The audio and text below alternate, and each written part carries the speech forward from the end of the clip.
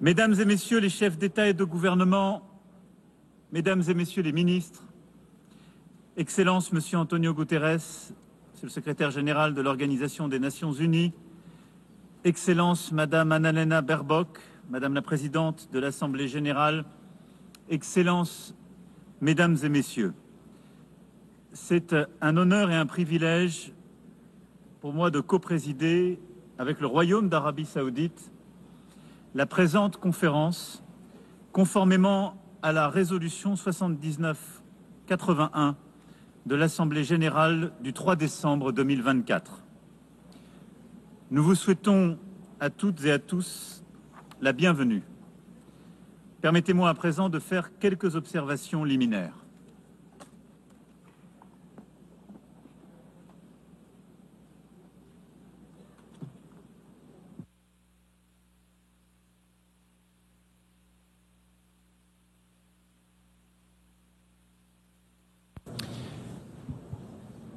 Madame la Présidente de l'Assemblée générale, Monsieur le Secrétaire général, Mesdames et Messieurs les chefs d'État et de gouvernement, Mesdames et Messieurs,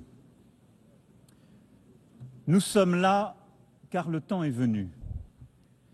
Le temps est venu de libérer les 48 otages détenus par le Hamas. Le temps est venu d'arrêter la guerre, les bombardements à Gaza, les massacres et les populations en fuite. Le temps est venu car l'urgence est partout.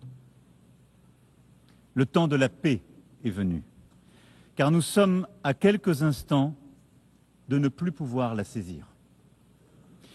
C'est pour cela que nous nous retrouvons aujourd'hui.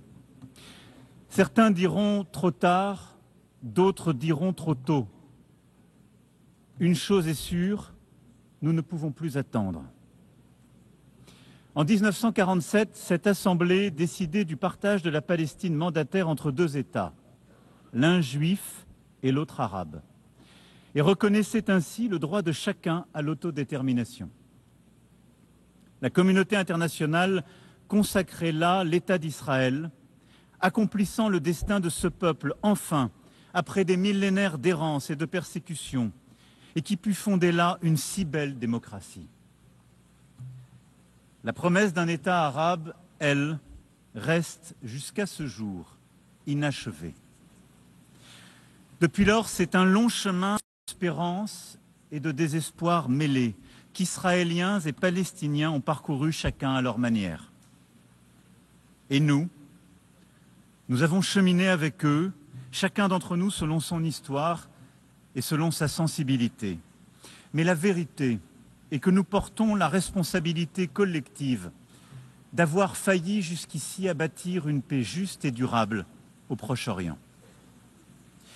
C'est l'évidence même qui s'est imposée à nous le 7 octobre 2023, lorsque le peuple israélien a subi la pire attaque terroriste de son histoire.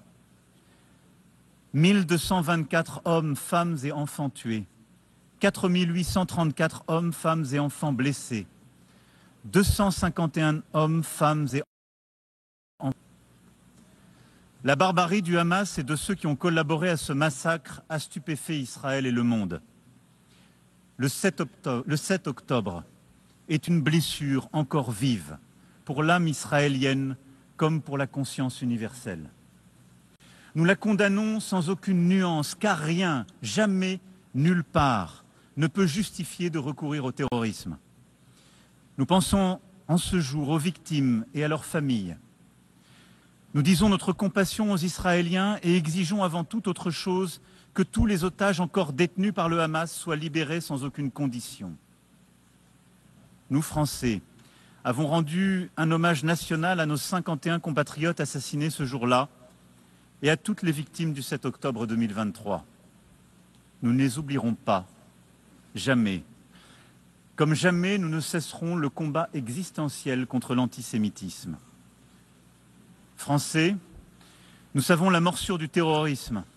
Nous portons au cœur le souvenir du témoignage de fraternité offert après les attentats commis à Paris le 7 janvier 2015 par des dizaines de dirigeants étrangers manifestant avec eux, au premier rang desquels le Premier ministre israélien et le président de l'autorité palestinienne. Nous savons qu'aucune faiblesse n'est possible face aux terroristes. Nous savons aussi le danger des guerres sans fin. Nous savons que le droit toujours doit l'emporter sur la force.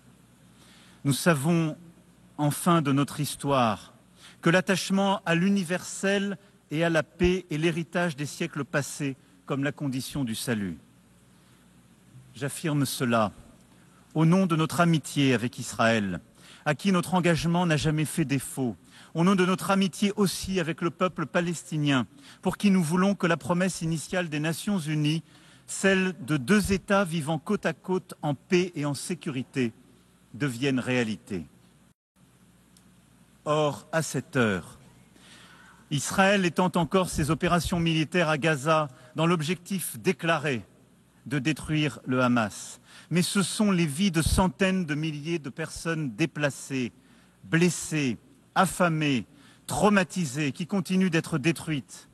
Alors même que le Hamas a été considérablement affaibli et que la négociation d'un cessez-le-feu durable reste le moyen le plus sûr d'obtenir la libération des otages. Rien ne justifie plus la poursuite de la guerre à Gaza. Rien. Tout commande au contraire d'y mettre un terme définitif maintenant, à défaut de l'avoir fait plus tôt, pour sauver des vies. Les vies des otages israéliens en conditions atroces, les vies des centaines de milliers de civils palestiniens accablés par la faim, la souffrance, la peur de mourir, le deuil de leurs proches. Sauver toutes les vies. Car depuis désormais près de 2 ans, c'est bien la négation de l'humanité de l'autre et le sacrifice de la vie humaine qui prévalent. Oui, depuis le 7 octobre, c'est bien la vie de l'autre qui est niée.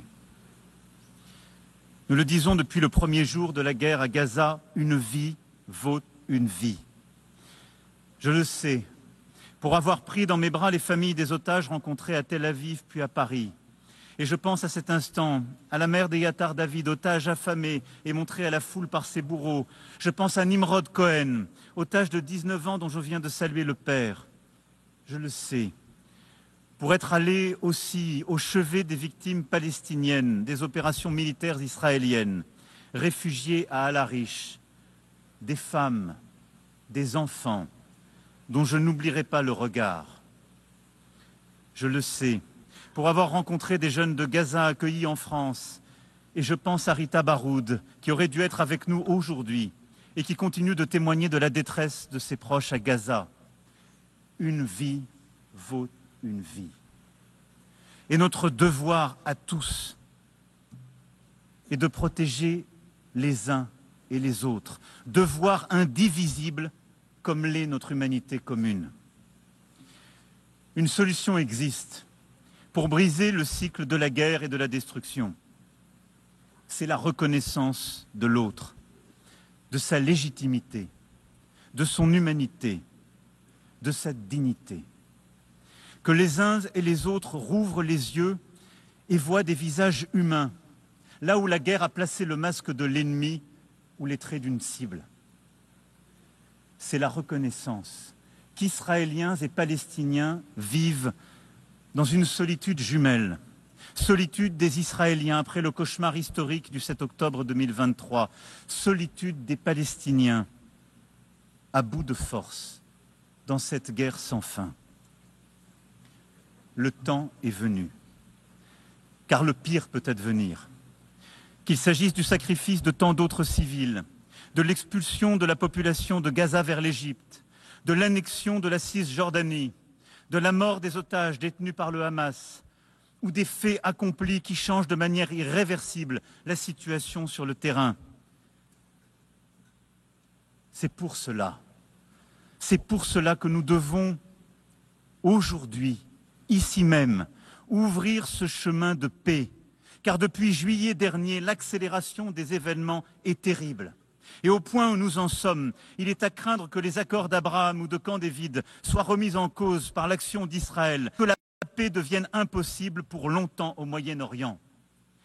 Il pèse donc sur nous une responsabilité historique. Nous devons tout faire pour préserver la possibilité même d'une solution à deux États, Israël et la Palestine, vivant côte à côte, en paix et en sécurité.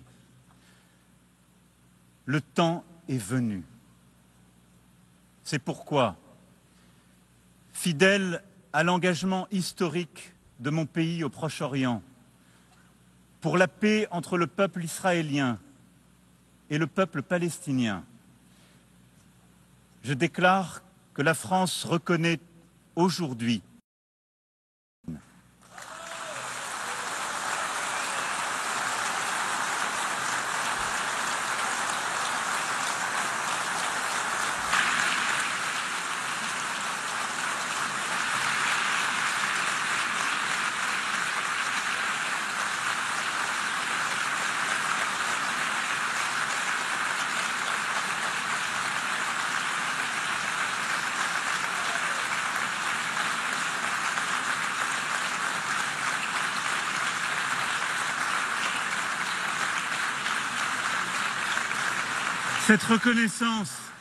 Cette reconnaissance est une manière d'affirmer que le peuple palestinien n'est pas un peuple en trop, qu'il est au contraire ce peuple qui ne dit jamais adieu à rien, pour parler avec Mahmoud Darwish, un peuple fort de son histoire, de son enracinement, de sa dignité. Et la reconnaissance des droits légitimes du peuple palestinien n'enlève rien aux droits du peuple israélien, que la France a soutenu dès le premier jour et au respect desquels elle n'est pas moins attachée, précisément car nous sommes convaincus que cette reconnaissance est la solution qui seule permettra la paix pour Israël. Jamais la France n'a manqué à Israël quand sa sécurité était en jeu, y compris face aux frappes iraniennes. Cette reconnaissance de l'État de Palestine est une défaite pour le Hamas, comme pour tous ceux qui attisent la haine antisémite, nourrissent des obsessions antisionistes et veulent la destruction de l'État d'Israël. Cette reconnaissance de la France est accompagnée par celles qui seront annoncées aujourd'hui, entre autres, et je les en remercie, celles d'Andorre, de l'Australie, de la Belgique, du Canada, du Luxembourg, de Malte, de Monaco, du Portugal, du Royaume-Uni, de Saint-Marin, qui ont attendu avec nous ce moment et saisissant l'appel de juillet dernier, ont fait le choix de la responsabilité, de l'exigence et de la paix. Cela, après le choix fait par l'Espagne, l'Irlande, la Norvège et la Slovénie en 2024 et tant d'autres auparavant. Cette reconnaissance ouvre le chemin d'une négociation utile aux Israéliens comme aux Palestiniens. Ce chemin est celui du plan de paix et de sécurité pour tous que l'Arabie saoudite et la France ont soumis au vote de cette Assemblée qu'il a adopté à une très large majorité. Il porte notre ambition commune de briser l'engrenage de la violence et de changer la donne sur le terrain. Nous avons su faire un pas les uns vers les autres, sortir de nos postures habituelles et nous donner des objectifs concrets. Il nous appartient maintenant, ensemble, de déclencher une mécanique de paix répondant aux besoins de chacun. Le premier temps de ce plan de paix et de sécurité pour tous est celui de l'urgence absolue, celle de coupler la libération des 48 otages et la fin des opérations militaires sur tout le territoire de Gaza. Je salue les efforts du Qatar, de l'Égypte et des États-Unis pour y parvenir et demande à Israël de ne plus rien faire qui entrave leur aboutissement. Le Hamas a été vaincu sur le plan militaire par la neutralisation de ses chefs et de ses décideurs. Il doit l'être sur le plan politique pour être véritablement démantelé. Dès lors que le cessez-le-feu aura été agréé, c'est un effort massif que nous devrons produire collectivement pour porter secours à la population de Gaza. Et je remercie l'Égypte et la Jordanie de leur engagement ici et rappelle à Israël l'obligation absolue qui est la sienne de faciliter l'accès humanitaire à Gaza pour aider une population aujourd'hui démunie de tout. Le deuxième temps est celui de la stabilisation et de la reconstruction à Gaza. Une administration de transition intégrant l'autorité palestinienne, la jeunesse palestinienne, accompagnée de forces de sécurité dont nous accélérerons la formation, aura le monopole de la sécurité à Gaza. Elle mettra en œuvre le démantèlement et le désarmement du Hamas, avec le soutien des partenaires internationaux et les moyens qui seront nécessaires à cette mission difficile. La France est prête à contribuer à une mission internationale de stabilisation et à soutenir, avec ses partenaires européens, la formation et l'équipement des forces de sécurité palestiniennes. Dès lors que la négociation le permettra, le Conseil de sécurité pourra décider le déploiement d'une mission de soutien civil et sécuritaire en liaison avec les autorités palestiniennes, avec le consentement des autorités israéliennes. Il reviendra aussi à l'État de Palestine de rendre espoir à sa population éprouvée par des années de violence, d'occupation, mais aussi de division et d'incurie. Il lui reviendra donc d'offrir à son peuple un cadre d'expression démocratique renouvelé et sécurisé. Le président Mahmoud Abbas en a pris l'engagement auprès du prince Mohammed Ben Salman et de moi-même. Il a condamné avec force les attaques terroristes du 7 octobre 2023. Il a affirmé son soutien au désarmement du Hamas et s'est engagé à l'exclure de la gouvernance à venir de Gaza comme de l'ensemble du territoire palestinien. Il a affirmé son engagement à lutter contre les discours de haine et a promis une rénovation en profondeur de la gouvernance palestinienne. La France sera attentive à la pleine mise en œuvre de chacun des engagements pris auprès d'elle. Cette autorité palestinienne renouvelée est une condition nécessaire à la réussite de l'indissoluble négociation qu'il faudra reprendre pour parvenir à un accord sur chacune des questions relatives au statut final. C'est dans ce cadre aussi que je pourrais décider d'établir une ambassade auprès de l'État de Palestine dès lors que tous les otages détenus à Gaza auront été libérés et qu'un cessez-le-feu aura été établi. L'exigence de la France à l'égard d'Israël ne sera pas moins grande. Avec ses partenaires européens, elle indexera le niveau de sa coopération avec lui sur les dispositions qu'il prendra pour mettre fin à la guerre et négocier la paix. C'est bien grâce à ce chemin que nous obtiendrons un État de Palestine souverain, indépendant et démilitarisé, regroupant l'ensemble de ses territoires, reconnaissant Israël et étant reconnu par Israël, dans une région qui connaîtra enfin la paix. J'attends aussi de nos partenaires arabes et musulmans, qui ne l'ont pas encore fait, qu'ils tiennent leur engagement de reconnaître l'État d'Israël et d'avoir avec lui des relations normales dès lors que l'État de Palestine aura été établi. Ainsi ferons-nous ensemble la démonstration d'une double reconnaissance au bénéfice de la paix et de la sécurité de tous au Proche-Orient. Voici, mesdames et messieurs, quel est notre plan de paix. Il établit un engrenage exigeant pour sortir de la guerre et entrer dans une phase décisive de négociation. Il permet que la paix israélo-palestinienne soit le premier pilier d'une nouvelle architecture de paix et de sécurité au Proche et Moyen-Orient. Il crédibilise aussi la possibilité d'une plus grande intégration économique. Rien ne sera possible sans que les autorités israéliennes s'approprient pleinement notre ambition renouvelée de parvenir enfin à la solution des deux États. Je sais leur réticence et leurs craintes. J'entends avec beaucoup de respect le peuple israélien, sa tristesse et sa fatigue.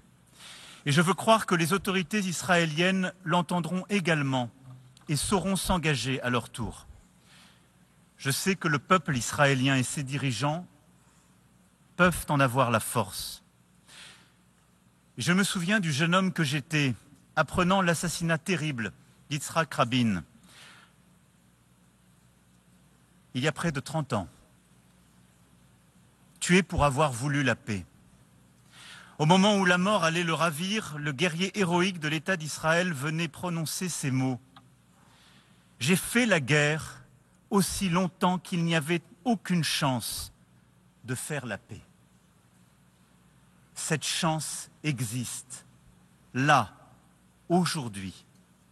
142 États proposent cette paix, main tendue, prête à être serrée, Alors oui, le temps est venu d'arrêter la guerre à Gaza, les massacres, la mort, tout de suite. L'urgence nous le commande. Le temps est venu pour Israël de vivre en paix et en sécurité, de la Galilée à la mer Rouge, par la mer Morte, par le lac de Tibériade et par Jérusalem. Le temps est venu de ne plus discuter nulle part l'existence d'un État d'Israël et d'en faire une évidence. Le temps est venu de rendre justice au peuple palestinien et ainsi de reconnaître un État de Palestine, frère et voisin, à Gaza et en Cisjordanie et par Jérusalem. Le temps est venu de chasser de ces terres le visage hideux du terrorisme et de bâtir la paix. Oui, bâtir la paix, ce qui nous rassemble ici. Et telle est l'espérance qui peut se construire, alors que pour certains commence une année nouvelle. C'est un choix à faire, et c'est notre devoir. La paix est beaucoup plus exigeante, beaucoup plus difficile que toutes les guerres. Mais le temps est venu.